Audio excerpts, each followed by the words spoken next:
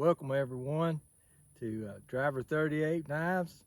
It's beginning to get fall here. My muscadines is done turning yellow. I've got a few trees in the woods that are turning yellow.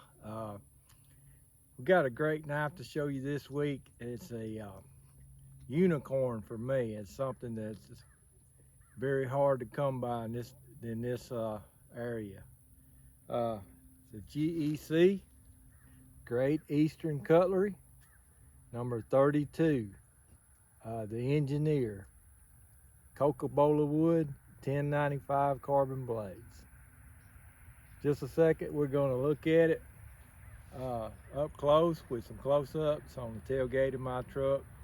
Then I'll let you know how I come across this probably once in a lifetime knife. Okay, let's get to looking at this knife. This right here is a Great Eastern Cutlery, number 32, Engineer, in Cocobolo wood. It is a swell center, equal end jack. Some people call it a swell center pin. Some people call it a swell center half whittler. It is a 2-blade. Only thing I've found even close to it, in case made a 46 pattern, 2-blade, what they called a half whittler. But it was smaller. It was like 3.5 inches. This is a 3 7/8 inch knife, which is just right at 4 inches. Okay, this is Cocobolo wood like we said, and it actually reminds me of the walnut on an old shotgun. Looks a lot like it. It has 4 brass pins and a smooth shield right in the middle. No stamping on it. Okay, both blades run off the same back spring. It has 1 brass liner on this side, 2 brass liners on that side. And if you look close, it comes around the bolster here. The inside brass liner stops. The outside keeps going. So there's 2 down the channel. And it starts back right here on the bolster. And there's 2 around the back. Also, the main clip blade is offset. See the offset right here, swedged in, for the secondary blade to close. It also has another feature we'll look at when we get it open. Okay. Very nice. All right, let's look at that blade. It has a big clip blade, comparable to a copperhead, about the same length, but it is much more wider, much more substantial. Okay, it has a swedge right here above the cat's eye nail neck, and on the back side, it has a swedge that starts at the ricasso, comes all the way up and down. This helps in making room for the second blade to close. It has Cutlery Cutlery stamped on the blade here. We'll go over that in just a second. It has Great Eastern Cutlery, Titusville, Pennsylvania on this side. It has 3 P's in a circle etched here. And from what I could tell, that stands for Pattern Production Premier. And it was only put on the Cutlery Cutlery brand of Great Easterns.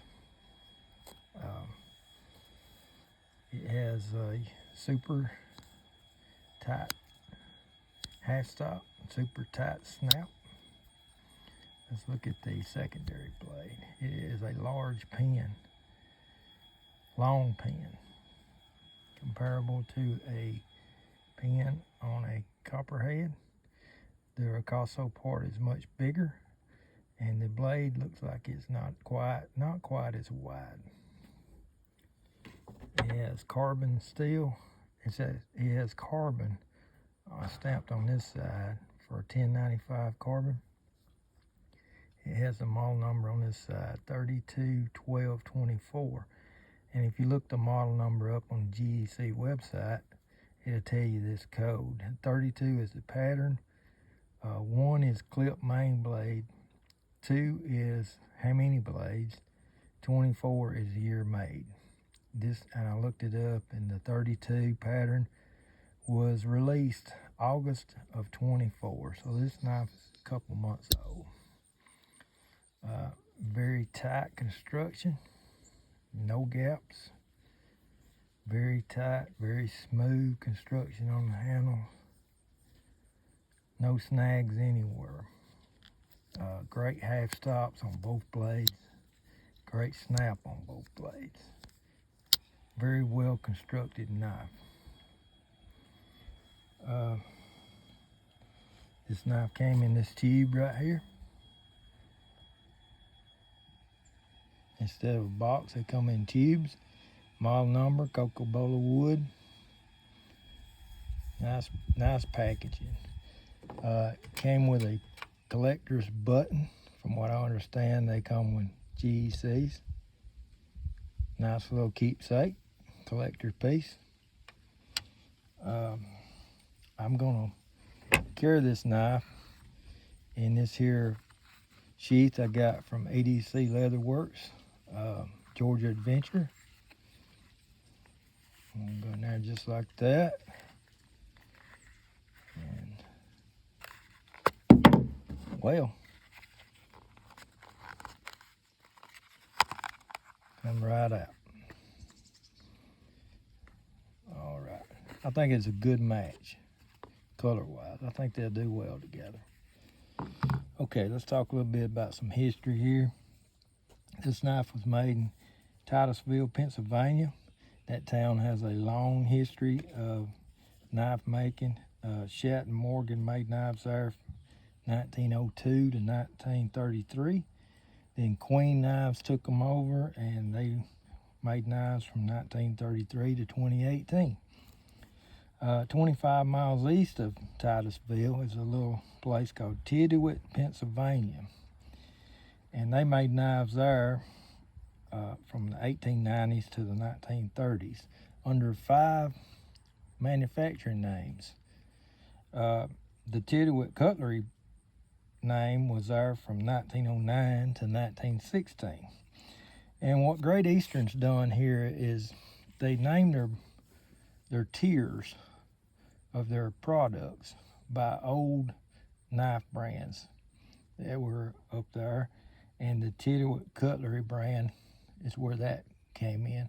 It's kind of a tier like trucks. You got the basic truck, limited trucks, and the King's Ranch trucks. You know, use different names for your tiers of products. The Tidwit Cutlery, like we said, were there from 1909 to 1916. And they tried to make their knives in the same style, using kind of the same materials and stuff. It's got 1095 carbon steel blades. That's what they used back then. It's got wood handles. That's what they used back then. And they also used North American cattle bone and North American elk antler for their stag. And they try to make the knives comparable to what was around the 1900s. And there was some good knives around then. Now let's talk about how I got this knife. I went on a 4-day weekend to the Smoky Mountains for my birthday. Had to go by the Smoky Mountain Knife Works store. My friend 865 Knives, he lives up that way, and I called him and got him to meet me over at the store, fellowship with him a little bit, and it was really enjoyable. He's just as fun in person as he is on his videos. I mean, he's real great to be around. We had a great time. He's been to the store a lot more than I am, and he knows a lot about the store. And it was really, really fun knife shopping with another knife tuber. I'm telling you, being able to discuss the knives, what you like, what you don't, and all this kind of stuff. It's really enjoyable, was to me. And he knew a part of the store. He says he knew a part back there in the back where they got some knives that's not in the catalog and not on the website. Let's go back there and see what they got. So I said, okay. Well, we went back there and they had some GECs back there. And he said, I've been up here a bunch of times. I ain't never seen no GECs in this store. And the guy behind the counter told him, you know, they ain't gonna be there long. So we got to looking at them, and he got him one and I got me one. And the demand for these are very, very high, and the supply is very limited, and they ain't none around North Alabama where I live. I've been looking for a couple years, can't get none, can't see none. And if you talk to anybody around here, unless they knife tubers like us, they don't even know what it is. They ain't never seen one, never heard of it. So, you know, this was my chance to get one, so I got it. And that leads me to another thing. These knives cost a lot of money because of supply and demand. And are they really worth it? Well, that's a question that, you know, varies with situations and who you are and that kind of stuff, and how many times you might see one in your lifetime. I mean, that come into my decision, you know. It's the first one I've come across, and maybe the last, who knows. So I thought I better get it. So I was real impressed with the build quality and the fact that I might not see one no more. So I went ahead and got it. And I'm going to tote this knife because I want to tote this knife because of the history of it. And it may get skinned up, and blades may turn on it. I don't know, but I want to tote this knife. I don't want to put it up and not use it. So it's gonna be in my pocket. It's gonna be my go somewhere knife for a while. I thank y'all for watching, and if you like, give me a like, and if you want to see more of my videos, give me a subscription. It don't cost nothing. The only thing subscription means is if you got the app on your phone, at the bottom it will show subscriptions, and you can click on that, and whoever you subscribe to, the newest video of theirs will come up on the screen where you can find it. That's all the subscription means. You don't have to pay nothing. It just keeps up with the people you're trying to find on there. That's all it is. Please give a comment too. I want to know what y'all think about these, what they're made out of, and I want to hear from y'all. All right, I appreciate y'all.